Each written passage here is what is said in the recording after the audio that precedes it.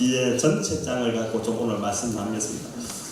여러분 오늘 이제 흉년의 때 이삭이 어떻게 그 자신의 인생의 시기를 지나갔는지에 대한 이야기입니다. 어떻게 보면은 오늘 저는 이제 오랫동안 10대를 했었는데 참 10대 대한 마음이 여전히 좀 각별합니다. 그래서 이제 고3 또 이렇게 지금 흉년의 때 자꾸 이야기해서 미안해. 이런 시기인데, 네, 어쨌든 오늘 또 말씀이 우리에게 좀 힘이 되는 것 같습니다. 여러분, 이삭이라는 이름의 뜻을 아십니까? 이삭, 예? 예, 기쁨, 또 웃음이라는 뜻이 있죠. 그 이름의 의미처럼 좀 웃을 일이 평생 많으면 좋을 텐데, 사실 이삭의 이제 이 삶은 웃을 일보다는 웃음거리가 될 그런 상황들이 더 많았습니다. 이삭은 태어날 때부터 이제 놀림감이 될 만한 그런 환경 속에서 태어났습니다. 저는 아이를 좀 굉장히 늦게 얻은 편입니다. 결혼을 늦게 했기 때문에. 그래서 이제 큰아이가 고등학교 2학년 될 때를 따져보니까 제가 환갑 60대. 환갑이 돼도 이제 고등학교 졸업이 안 되는 그런 상황이더라고요. 그래서 이제 여전히 우리 어느 친구들로부터 이제 학교에 이렇게 한 번씩 갔다가 할아버지라는 소리를 종종 듣습니다.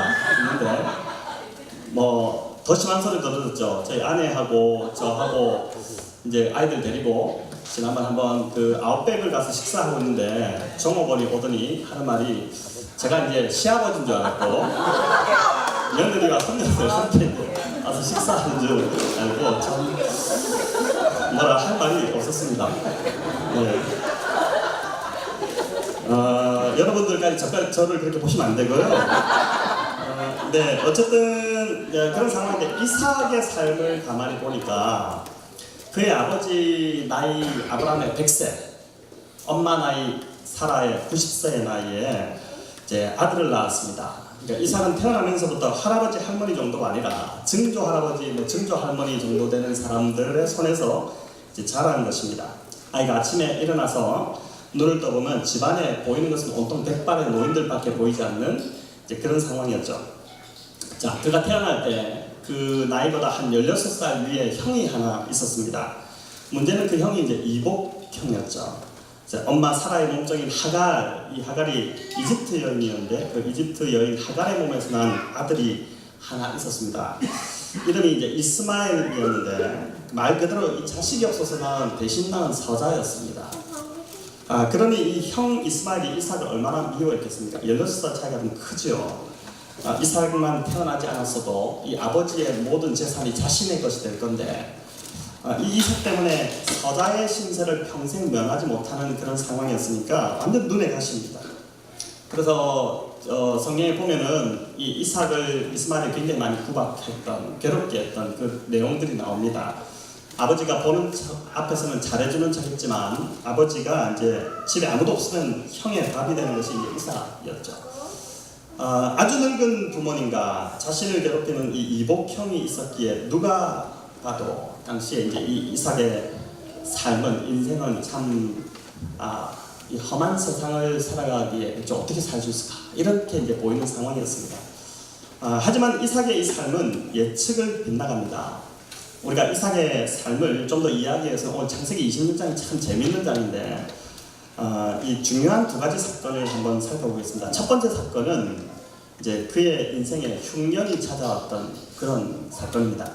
자, 창세기 26장 1절 이렇게 하죠. 우리 같이 읽어볼까요? 아브라함에게 첫 흉년이 들었더니 그 땅에 또 흉년이 들매 이삭이 그랄로 가서 블레셋 왕 아비멜렉에게 이르렀더라. 자, 흉년이 들자 이삭이 현실적인 선택을 합니다. 이삭은 그나마 사정이 좀 나아 보였던 그랄로 갔고 이 그랄이 남쪽 지역인데 거기서 물과 양식이 풍부한 이집트로 내려가려고 생각했을 것입니다. 왜냐하면 그 아버지 아브라함이 흉년이 들었을 때 똑같이 이집트로 내려갔던 경험이 있었기 때문입니다.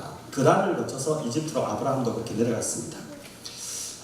그런데 그때에 하나님께서 이삭의 꿈에 나타나셔서 아브라함은 이집트로 내려갔지만 너는 내려가면 안 된다. 그랄에 그냥 머물라 라고 이렇게 말씀을 하셨습니다. 2절 말씀입니다. 같이 읽습니다.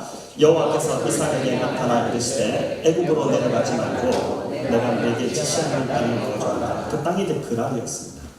자, 이 꿈을 꾼 후에 그는 더 나은 땅 이집트로 가지 않고 6절에 기록된 대로 그랄에 거주하게 됩니다. 자신의 판단보다는 하나님의 말씀에 순종했습니다. 그런데 그 땅 그랄에서 이삭이 아내 리브가를 누이라고 속이는 일이 일어납니다. 거짓말을 하게 된 거죠. 7절입니다. 우리 여기도 읽어볼까요? 그곳 사람들이 그의 아내에 대하여 물으매 그가 말하기를 그는 내 누이라 하였으니 리브가는 보기에 아리따움으로 그곳 백성이 리브가로 말미암아 자기를 죽일까 하여 그는 내 아내라 하기를 두려워하였습니다.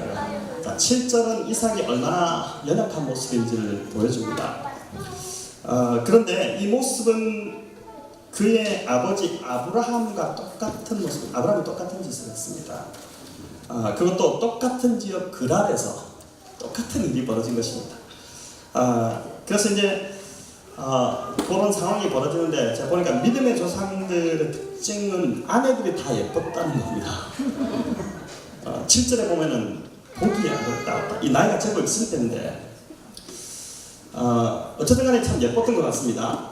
근데 아브라함이 아내 사례를 빼앗긴 이야기가 창세기 20장에 나오는데 아브라함은 실제로 이제 아비멜렉이 와서 아내를 데리고 갔습니다.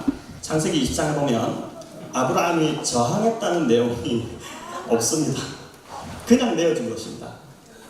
그리고 그 대가로 많은 재물을 얻었습니다.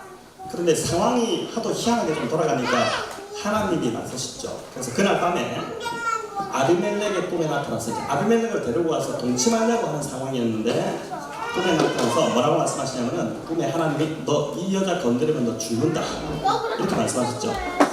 아비멜렉은 정말 좀 황당했을 것입니다. 속은 거잖아요.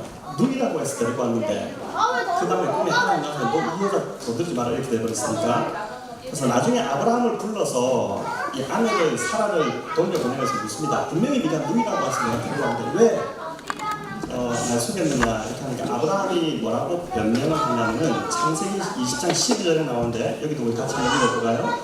또 그는 정말로 나의 이복 누이로서 내 아내가 되었습니다. 이복 누이였다 이렇게 얘기한 거죠. 그러니까 아브라함이 믿음의 조상인데 똑같이 합리화하고 있고 자기를 변명하고 있고 이 모습이 똑같이 나타나고 있습니다.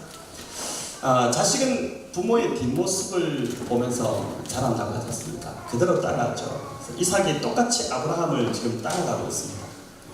그런데 하나님은 이런 연약한 이삭을 지켜주시죠. 이 블레셋 왕 아비멜렉이 창밖을 내다보다가 우연히 창밖을 내다보다가 이삭이 리브가를 이렇게 껴안고 있는 모습을 본 것입니다.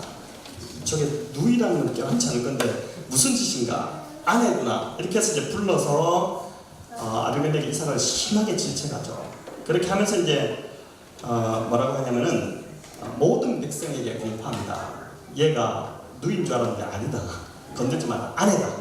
그래서 이 여인을 리브가를 건드리는 자는 내가 죽일 것이다. 이렇게 막 엄벌에 이제 처하겠다. 이렇게 하기까지 하죠. 자, 세상 사람 아비멜렉이 보니까 이 믿음의 조상 이삭보다 훨씬 더 의로워 보입니다. 우리가 그럴 때 종종 보는데 교회 안의 성도들보다 세상 사람이 훨씬 더 나아 보인다. 이런 생각을 하지 않습니까? 참 우리가 이기적입니다. 세상 사람들은 오히려 베푸는데 우리는 내 것 챙기기에 참 바쁘죠. 자, 이 일 후에 바로 나오는 이야기가 이삭이 100배의 축복을 받은 내용입니다. 12절, 13절 우리 같이 한번 읽겠습니다. 이삭이 그 땅에서 농사하여 그해 100배나 얻었고 여호와께서 복을 주심으로 그 사람이 창대하고 왕성하여 마침내 거부가 되었다. 이 참 정말 이해가 되지 않는 상황입니다. 뭐가 끝나고 지금 그 땅이 다 중요한데 이삭만 100배의 결실을 맺게 해주시는지 그가 한 짓은 하나님 속이고 사람 속이고 또 그 연약한 모습을 보인 것밖에 없는데 하나님께서 이 사람을 창대하게 하시고 거부가 되게 하셨다. 12절은 그 이유를 설명하기를 여호와께서 복을 주셨기 때문이다 이렇게 하죠. 앞에 그가 한 상황으로 봐서는 이게 복받을 상황이 아닌데 하나님이 그를 복 주셨다고 합니다. 왜 이런 복을 받았을까? 26장 3절에서 그 이유를 우리가 찾아보는데 26장 3절에 이렇게 이야기합니다. 이 땅에 거류하면 내가 너와 함께 있어 내게 복을 주고 내가 이 모든 땅을 너와 내 자손에게 주리라. 내가 네 아버지 아브라함에게 맹세한 것을 이루어. 이렇게 나오죠. 이삭은 연약했지만 오로지 하나 잘하는 게 있는데 그냥 하나님이 내려가지 말라고 하니까 그 말씀에 순종해서 나눈 것입니다. 아버지로부터 배운 세상 경험, 또 이성적 판단 이런 것으로 볼 때는 지금 이집트로 내려가야 될 것 같은데 하나님이 그 나라에 거주하라고 하셨으니까 그 말씀에 순종한 것이죠. 그랬더니 복이 임했다고 합니다. 말씀대로 살아보니까 말씀대로 사니까 말씀에 약속한 복이 하나님 거짓말하지 하지 않는 분이니까 하나님 말씀하셔서 복 주겠다고 하셨으니까 그 복이 말씀에 순종했을 때 그대로 자기 삶에 임한 것을 이제 이삭이 경험하게 된 것이죠. 자, 우리는 누구나 실수할 수 있고 그 연약함이 있을 수 있습니다. 그러나 이제 내 방법 내려놓고 하나님 방법대로 또 그분의 말씀대로 사는 것, 그것이 기근의 때를 살아가는 지혜임을 믿습니다. 내 생각이 너무 강할 때가 문제죠. 내 생각이 너무 확고하면 하나님의 뜻을 순종할 수 없습니다. 특별히 우리가 이게 조그만 성공을 몇 번 이렇게 경험하다 보면 어떻게 됩니까? 내 뜻이 확고해지잖아요. 내가 맞다. 내가 지금 판단하는 게 맞다. 이렇게 되면서 어떻게 됩니까? 하나님 뜻도 들어오지 않거든요. 그게 제일 문제인 것이죠. 저희는 이제 내 경험 또 세상에 말하는 지혜, 상식 이런 것 좀 내려놓고 우직하게 좀 하나님 말씀만 좀 따라가는 그런 성도들 되면 좋겠습니다. 그러기 위해서 우리가 이제 매일 묵상을 좀 해야 됩니다. 그죠? 하나님 말씀을 들어야지 말씀에 순종하죠. 무슨 말씀이 있는지를 이제 들어야지 순종하지 않겠습니까? 자, 이제 이삭의 삶에서 살펴볼 두 번째 사건은 우물 파는 사건입니다. 이삭이 거부가 되자 시기하는 사람이 많이 생겼습니다. 그래서 블레셋 사람들이 와서 우물을 파면 막 메워버리고 이렇게 됩니다. 이왕 내가 못 쓰게 된 거 저 인간도 못 쓰게 만들자 이렇게 하는 나쁜 거죠. 그래서 우물로 자꾸만 충돌이 생기니까 나중에는 이 블레셋 때 아비멜렉이 와서 이 왕이 와서 직접 이제 공개적으로 이삭에게 내 땅에서 나가라 이렇게 얘기됩니다. 16절에 이렇게 말씀하죠. 우리 읽어볼까요? 아비멜렉이 이삭에게 이르되 네가 우리보다 크게 강성한즉 우리를 떠나라. 자, 이삭이 거짓말할 때는 잘 대해주더니 하나님의 축복을 받는 자가 되니까 시기하고 함께 못 살겠다고 합니다. 인간이 참 재밌습니다. 시기와 질투가 참 무서운데 상대가 자기보다 못할 때는 시기심이 절대 안 생깁니다. 나보다 못한 사람 옆에 많아도 절대 시기심 안 생겨요. 근데 나보다 잘난 상대를 만날 때 또 나와 비슷한 업종에서 일하는 사람 중에서 특별히 잘난 상대가 있을 때는 어떻게 되냐면은 힘들어지죠. 그래서 이게 아비멜렉도 네가 나보다 크고 강하기 때문에 떠나라 라고 합니다. 그런데 이삭은 여기에 대해서 어떤 응대도 하지 않고 그냥 잠잠히 자리를 비워주고 그 요구대로 떠납니다. 그래서 다른 데로 가서 이제 우물을 팠는데 그 우물이 또 물이 나오게 됨으로써 어떻게 됩니까? 그곳을 에색이라고 이름 불렀고 다툼이라는 뜻인데 거기서 또 이제 막 그날 묵자들하고 싸우다 보니까 그냥 내어주고 또 다른 곳으로 가서 우물을 팠는데 또 그 우물에서 물이 나오게 됩니다. 신나라고 하고 대적하기라는 뜻을 가진 우물을 파고 거기서도 또 부딪히니까 어떻게 됩니까? 그냥 잠잠히 내어주고 또 다른 곳으로 옮겨서 우물을 파서 거기서 이제 자리를 잡게 됩니다.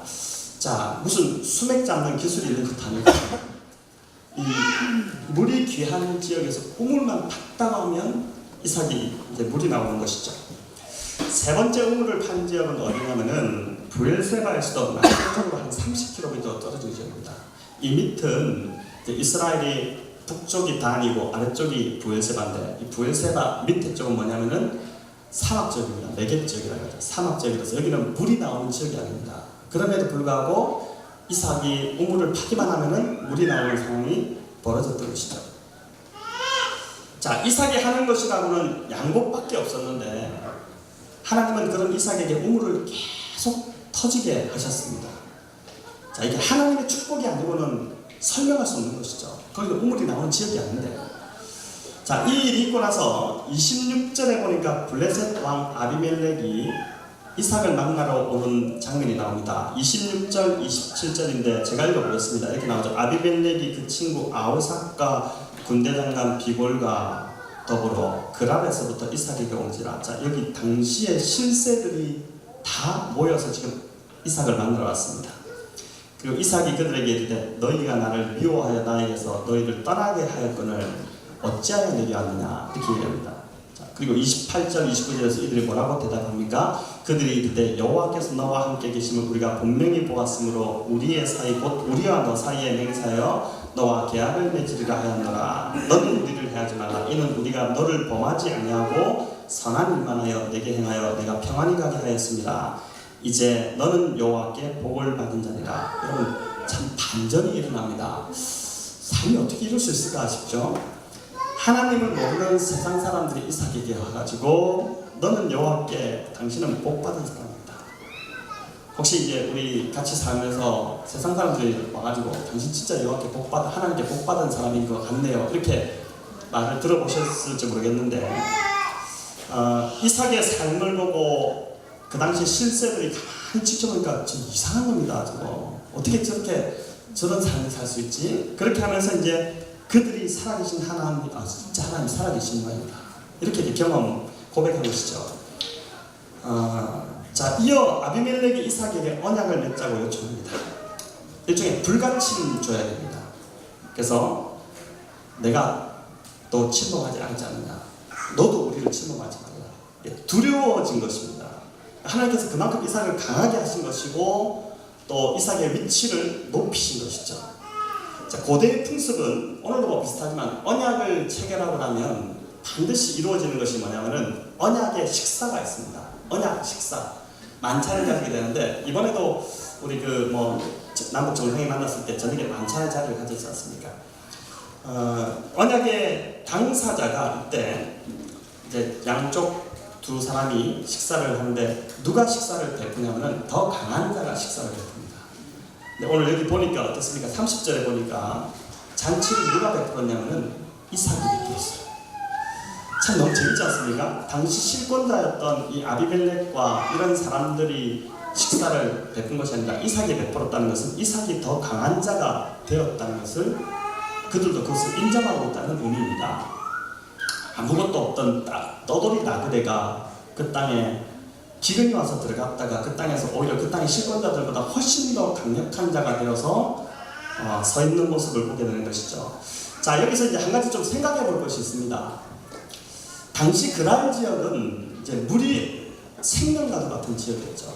우물 하나 파면은 그게 완전히 그 어떤 것과도 바꿀 수 없는, 아무리 돈을 많이 주고도 바꿀 수 없는 그 귀한 우물이었습니다.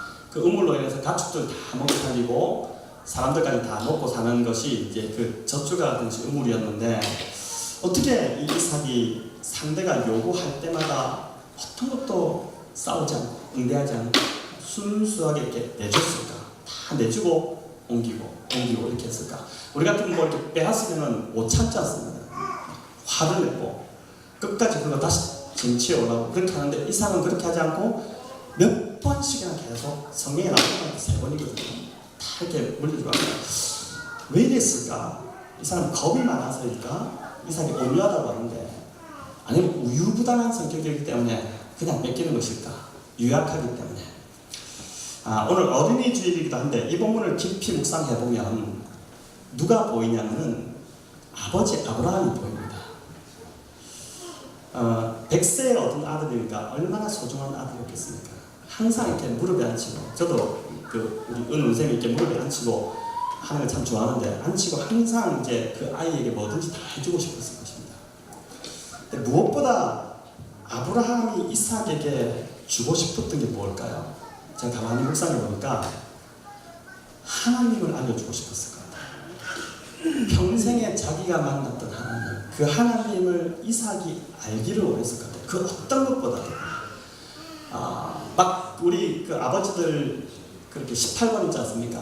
들어도 계속 아버지는 재밌게 얘기하시고 우리 막 지겹도록 듣고 또 이야기하시고 이런 이야기잖아요. 근데 그 아브라함이 마치 이삭에게 내가 어떻게 갈대아우로 들어봤냐 너? 그러면서 그 잘나가는 도시, 마치 우리로 말하는 강남, 미국으로 말하는 맨하탄 같은 그런 도시에 내가 살다가 여기 왔는데 왜 왔는지 아냐? 이러면서 이제 주저리 쭉 이야기하는데 그 이야기 속에 확신이 있고 하나님에 대한 아버지가 경험한 하나님이 어떤 하나님인가 이게 궁금증이 생기고 하면서 이제 그 하나님에 대한 이야기가 이삭 속에 심겨졌을 것입니다. 자, 여러분, 우리 자녀들에게 우리가 할 수 있는 것 뭘까요? 사실은 하나님을 알려주는 게 가장 큰 일입니다. 하나님에 대해서 이야기하고, 제가 새벽에도 한번 말씀드렸지만은 우리가 그 교회에 와서 제자반이나 또는 무슨 소그룹 모임이나 구역 모임 같은 거, 앞으로 구역 모임 하겠지만은 그런 거 할 때 하나님이 내 삶에 어떤 일을 해하셨는지 서로에게는 참 잘 나누는데 우리의 자녀들을 앉혀놓고 그 이야기를 우리가 하느냐 거의 안 할 경우가 많을 겁니다. 영적인 대화를 일주일을 가도 한 번도 안 하고 넘어갈 수도 있고 가만히 정직하게 한번 돌아보면 한 달을 지나도 한 번도 우리가 영적인 대화를 하지 않고 넘어갈 수 있고 그게 1년 가고 2년 가고 그게 5년 10년이 가버리면은 그 아이는 그냥 교회 정도에서 배우는 거로 끝나버립니다.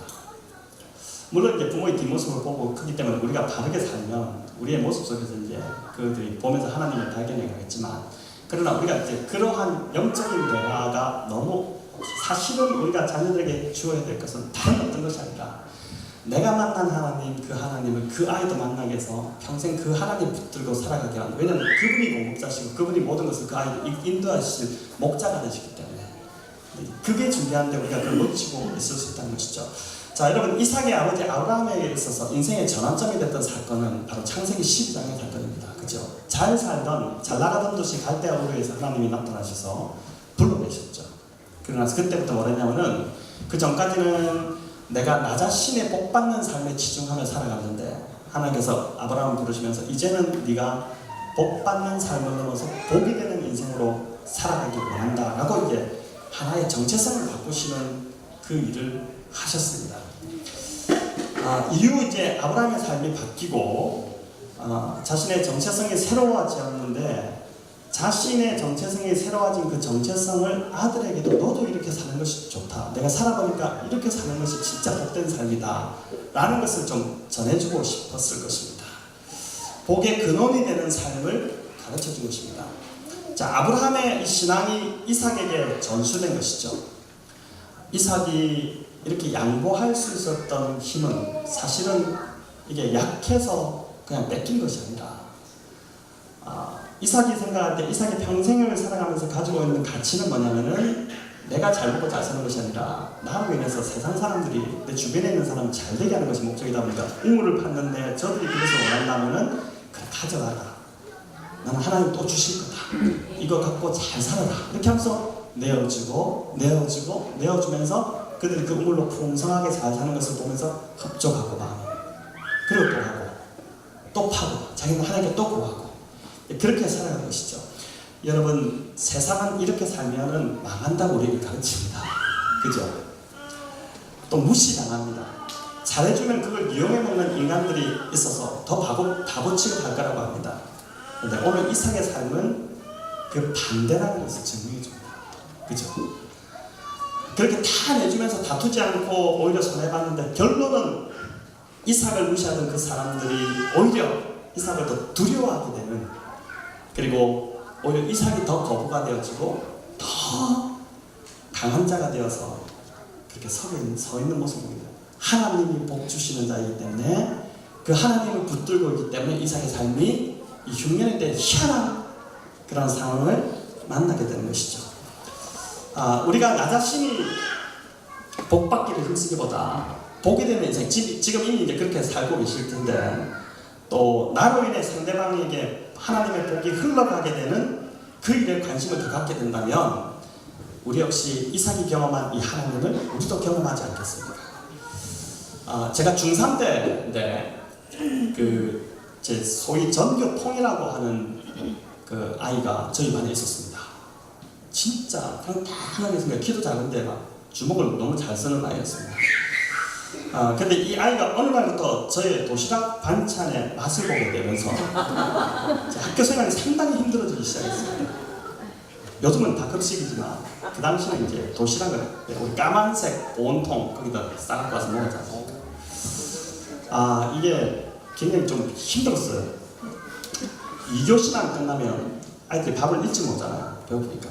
남자애들 특히나 뒤에서 이렇게 저는 앞에서 두 번째 앉았고 제가 그때 너무 선명하기 때문에 그 아이는 제일 뒤에 키도 작은 게 제일 뒤에 앉아가지고 있으면서 이제 분위기를 흐리고 막 이렇게 하면서 2교시만 쯤 되면은 뒤에서 이렇게 찔러서 저까지 툭 찔러 돌아보면은 반찬 내놓으라고. 반찬을 뒤로 이렇게 전달해줘야 됩니다. 아, 참 힘들었어요. 그래서 이제 그 짱 되는 분께서 이제 반찬 맛을 본 이유로 저는 맨밥을 먹는 날이 굉장히 많아졌어요. 아이가 워낙 폭력적이고 무서우니까 어떻게 할 수가 없었어요. 근데 그 사정을 저희 어머니가 이렇게 아시고 나서부터 이제 어떻게 하시냐면은 학교 갈 때 반찬을 2개씩 싸주셨습니다.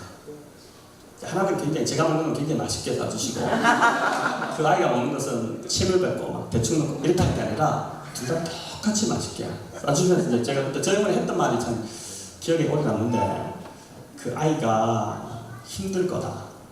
제가 생각해도 그때 잘 몰랐는데 부모가 뭔가 문제가 있었겠죠. 어긋날 때까지. 그러니까 걔가 밥을 잘 얻어먹겠습니까? 근데 이제 어느 날 저희 어머니가 음식 솜씨가 참 좋습니다. 지금 나이가 드셔서 좀 그렇지만 우리 박혜순 권사님만큼의 음식 솜씨를 갖고 있는. 근데 이제 그러다 보니까 맛이 있으니까 그 엄마 밥이 먹고 싶었겠죠. 그 반찬이. 자꾸 달라고. 근데 이제 저희가 싸주시면서 그랬습니다. 이제 주고 걔도 잘 먹으면 좋잖아. 나눠 먹어라. 그러면서 2개 싸주셨어요. 제 반찬을 주는데 떳떳하게 됐죠. 먹어라. 우리 엄마가 싸주신 거니까 너도 먹어라. 그때부터 아이가 태도가 바뀌기 시작했어요. 반찬 얻어먹으면 자기도 미안하니까 어느 날부터 이제 반찬 달라는 소리를 못 하더라고요. 자, 여러분 오늘 말씀을 좀 맺겠습니다. 오늘 흉년의 때에 이삭이 세상을 어떻게 살아갔는지 그것을 이제 살펴봤는데 첫 번째는 말씀에 순종하는 삶입니다.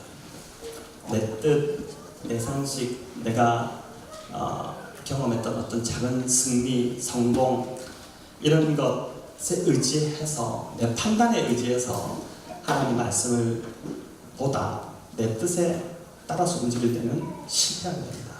다 포기하고 우리가 항상 좀 이렇게 원점으로 돌아가는 게 참 중요한 것 같아요.